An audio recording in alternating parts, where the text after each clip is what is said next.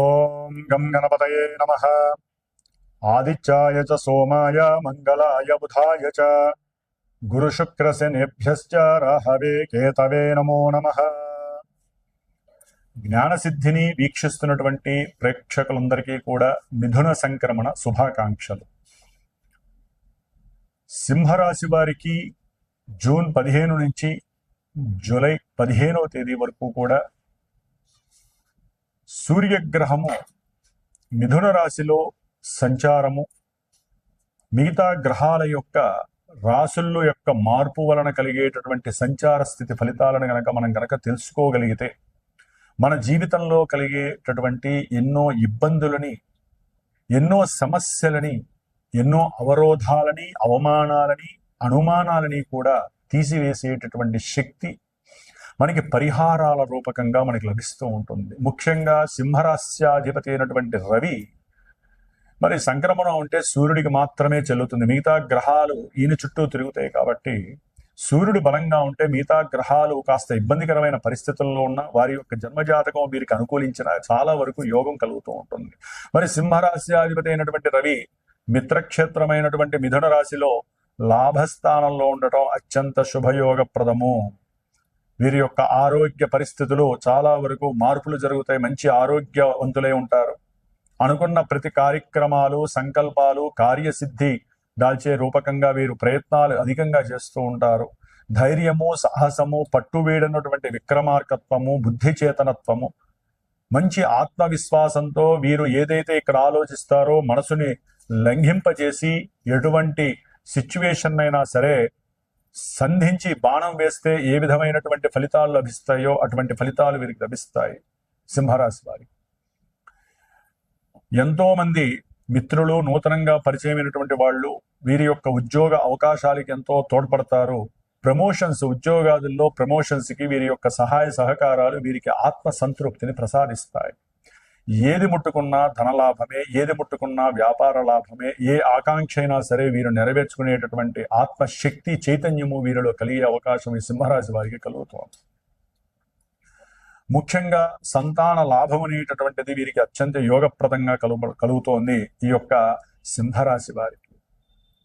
అట్లాగే వీరు ఏదైతే ఒకప్పుడు అనుకోని 10 రూపాయలు పెడితే 100 రూపాయలు వస్తాయి అనుకుంటారో అటువంటి విషయాలన్నీ కూడా వీళ్ళకి చక్కగా లాభదాయకంగా కలగడానికి ఎక్కువ అవకాశాలు ఉన్నాయి. అది మ్యాచెస్ పరంగానా, లేకపోతే క్రీడా రంగాల్లో కానీ, లలిత కళల్లో కానివ్వండి, లేకపోతే ఉద్యోగ పరంగా కానివ్వండి, గవర్నమెంట్ సంస్థల్లో కానీ, పెట్టుబడుల పరంగా ఏ డబ్బు పెట్టినా వీరికి కలిసి వచ్చే అవకాశం ఉంది. సూర్యబలం అంత యోగకరంగా ఉంది వీళ్ళకి. తండ్రి యొక్క ప్రేమ, ఆప్యాయతలు వీరికి విశేషమైనటువంటి భోగ భాగ్యాలను ప్రసాదిస్తాయి.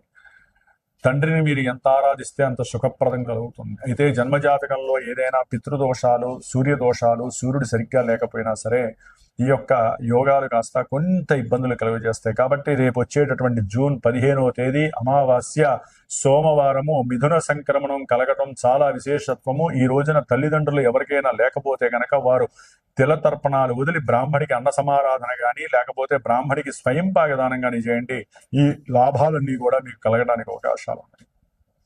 ముఖ్యంగా సింహరాశికి అష్టమంలో ఉన్నటువంటి అష్టమ శనిగ్రహ ప్రభావము ఒకంత ఆర్థికపరమైనటువంటి ఆకస్మిక ధన నష్టాలని, అట్లాగే చేసేటటువంటి వ్యాపారాదుల్లో వీరి యొక్క బుద్ధి చేతనత్వము దెబ్బతిని ఆర్థికంగా నష్టపోయేటటువంటి వ్యాపార లక్షణాలు కలగటము, కుటుంబంలో అకస్మాత్తుగా ఉన్నటువంటి విరోధత్వాలు కలగటము, బంధువులు విరోధత్వంగా మారటము, అట్లాగే వీరు చేసేటటువంటి వృత్తి, ఉద్యోగ వ్యాపారాదుల్లో ఆకస్మికంగా లే ఆఫ్లు జరగటము, లేకపోతే విపరీతమైనటువంటి ఉద్యోగ గండాలు, వ్యాపారాల్లో నష్టాలు జరగడానికి అవకాశము. అష్టమశనే కాకుండా వీరికి జన్మ రాశి నుంచి, సింహరాశి నుంచి 12లో ఉన్నటువంటి బుధ, గురు, శుక్ర గ్రహాలు 3 కూడా వీరికి ధన నష్టాలు కలుగజేయడంలో అత్యంత ప్రాధాన్యత, ప్రామాణికత కలిగి ఉన్నాయని చెప్పుకోవచ్చు.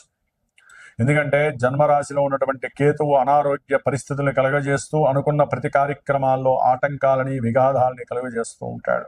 సరే, సూర్యగ్రహ బలం ఉంది కాబట్టి కొంతవరకు కేతువు వీరికి అనుకూలమైన ఫలితాలు ఇచ్చినప్పటికీ కూడా సప్తమంలో ఉన్నటువంటి రాహువు మరి వివాహ ప్రయత్నాలలో వీరికి అన్నీ కూడా దినదిన గండమే అని చెప్పుకోవాలి. దగ్గరగా వస్తే వివాహాలు ఫెయిల్ అయిపోతూ ఉంటాయి. ఎందుకంటే రాహుకేతువుల యొక్క దోషము సింహరాశి వారికి కాల సర్ప దోష యోగంగా పరిణమించింది ఎన్నో నెలలు బట్టి. ముఖ్యంగా జన్మజాతకంలో కూడా వీరికి గనక రాహుకేతువులు జన్మ లగ్నానికి ఇలాగే గనక సంబంధాలు ఉన్నా, లగ్నాధిపతి రాహుకేతువులతో సంబంధం ఉన్న, చంద్రుడికి గాని శుక్రుడికి గాని కుజుడికి గాని రాహుకేతువులతో సంబంధం ఉంటే వివాహాలు జరగడం చాలా కష్టంగా ఉంటుంది. భార్యాభర్తలు ఒకవేళ వివాహమై భార్యాభర్తలు చక్కగా అన్యోన్యంగా ఉంటున్నారు కదా అనుకునే లోపల కొన్ని నెలలకో కొన్ని సంవత్సరాలకో విపరీతమైనటువంటి ఎడబాట్లు, కోర్టు సమస్యలు, కొంతమందికి వ్యాపారాదుల్లో భాగస్వామ్య లోపం కలగటం, భాగస్వాములు విడిపోవటము, లేకపోతే వ్యాపారంలో తీవ్రమైనటువంటి ఒత్తిడి, అధికారుల వలన బాధలు, అట్లాగే వీరు చేసే వ్యాపారం దివాలా తీయటం.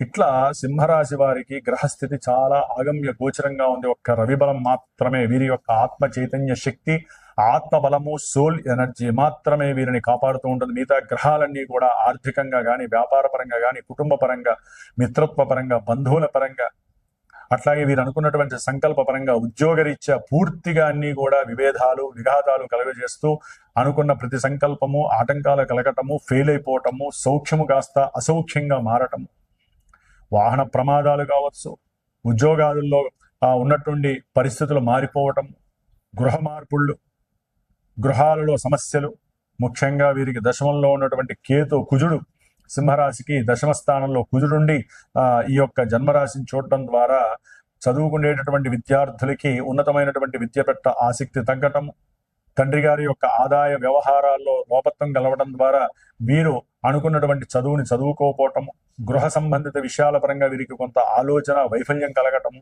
దుర్వ్యసనాల వైపుకి ఆలోచనలు కలగటము, ఇట్లా చెప్పుకుంటూ పోతే నెగిటివ్ ఎనర్జీ సింహరాశి వారికి అధికంగా ఉంది.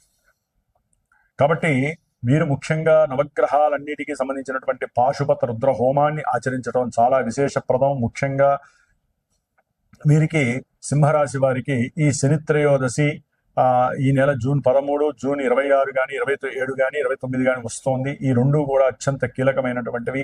శనిత్రయోదశి ఈ జూన్ 13న శనివారము, అలాగే మాస శివరాత్రి రావడం విశేషప్రదం. కాబట్టి ఈ రోజున అటు శనీశ్వరుడికి ఇటు శివుడికి కూడా ఎవరైతే అభిషేకాలు చేసుకొని అర్చనలు చేసుకుంటారో, శనికి దానం ఇస్తారో అష్టమ శని దోషం పోతుంది.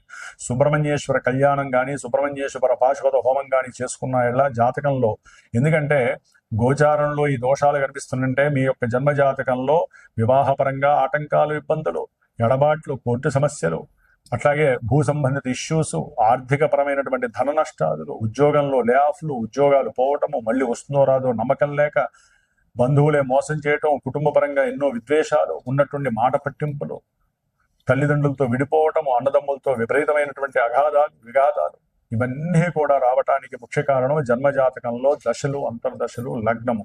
కాబట్టి దశలు, అంతర్దశలు యోగించకపోతే ఈ రవిబలం కూడా చేసేది ఏమీ లేదు. పూర్తిగా వీరు నిర్వీర్యమయ్యేటువంటి పరిస్థితి వస్తుంది. కాబట్టి సరైనటువంటి గురువుని మీరు ఎంచుకొని ఆ గురువుతో మీ యొక్క జన్మజాతకాన్ని పరీక్ష చేసుకొని అప్పుడు మాత్రమే ఈవెంట్స్ పరంగా మీరు ముందుకు వెళ్ళండి. అది విద్య, వివాహమా, ఆర్థిక పరమైన విషయాల, వ్యాపారమా, ఉద్యోగమా, అవతల వ్యక్తులతో సంప్రదింపుల, ఏ విషయమైనా సరే చెయ్యాలి అనుకుంటున్న ముందు గురువుని సంప్రదించి మీ జాతకంలో ఏదైనా కనుక ఆగమ్య గోచరమైనటువంటి ఇబ్బందికరమైనటువంటి దశలు, అంతర్దశలు జరిగితే మటుకు తప్పకుండా వాటికి తగ్గ పరిహారాలు ఆచరించుకొని మాత్రమే మీరు ముందుకు వెళ్ళండి. జ్యోతిష్యాన్ని పురాణంగా వింటే మీకు మిగిలేది ఏది లేదు. పురాణం వింటే పుణ్యమన్న వస్తుంది, మోక్షమన్న లభిస్తుంది. జ్యోతిష్యాన్ని వినాలి, జ్యోతిష్యాన్ని తెలుసుకున్న వాళ్ళు కంపల్సరీ ఏదైనా పరిహారం చేసుకోండి. ఎందుకంటే గురువు ఏది కూడా తన కోసం చెప్పడు, మీకోసమే చెప్తారు. కానీ దాన్ని విశ్లేషణగా చెప్పి మీకు అర్థమయ్యే రీతిగా చెప్పేటటువంటి గురువును మీరు ఎంచుకోవడం మీ యొక్క విశేషమైనటువంటి భాగ్యంగా మీరు భావించండి. కాబట్టి తప్పకుండా మీరు లక్ష్మీదేవిని ఆరాధించండి, విష్ణుమూర్తిని ఆరాధించండి, విష్ణు సహస్రనామం చదవండి. ముఖ్యంగా హనుమంతుడి యొక్క పారాయణ, దుర్గాస్తోత్ర పారాయణ, సుబ్రహ్మణ్య జపము, సుబ్రహ్మణ్య కళ్యాణము మీకు అత్యంత యోగప్రదమైనటువంటి విశేషాన్ని కలగజేస్తుంది. ధర్మో రక్షతి రక్షతః. సర్వే జనాః సుఖినో భవంతు.